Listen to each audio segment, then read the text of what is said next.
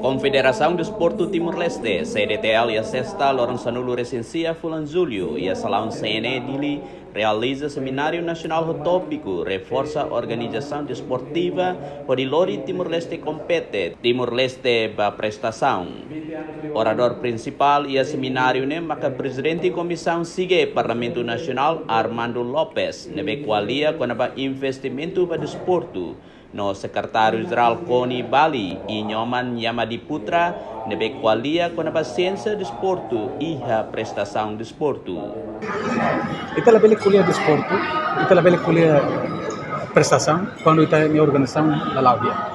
Ita lá é opção, ita lá é facilidade, ita lá é recurso nenhum aqui. Ita se usa tecnologia para atuar, pesquisa, análise econômica e atletismo. Também nós ausente na oportunidade hoje, para bele é muito mais noite. For Hanoi, em muito psicope, hoje há 20 anos mais que a bele kuliah no konoba prestação para atletismo de Timor-Leste. Presidente e Comissão sigue e a Parlamento Nacional Armando Lopes até tem Parlamento se aumenta orçamento batinang oing ba Ministério Juventude e Desporto, Arte e Cultura wanghira iha execução oze tinang idane bele executa rodia.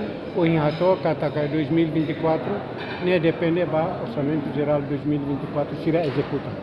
Quando sira executa 100% no resultado neve mai rodia ano em kata 2025 ita se aumenta tanto. Antes Seminário Nacional ne assinamos acordo cooperação entre CDTL e Koni Bali, nebe assina o segundo vice-presidente CDTL, Jefferino Viegas Tillman, o secretário-geral Koni Bali e Nyoman Yamadi Putra.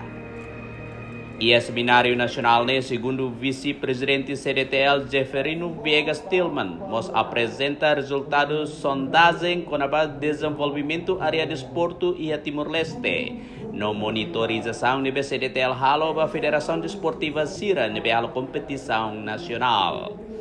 Seminário Nacional ne retam participação do gerente Federação Desportiva Sira nebe sai membro ba CDTL no estudante UNTL Husi Departamento Educação Físico Desporto Niang. Ana Isabel Leonito Fátima, VIP TV.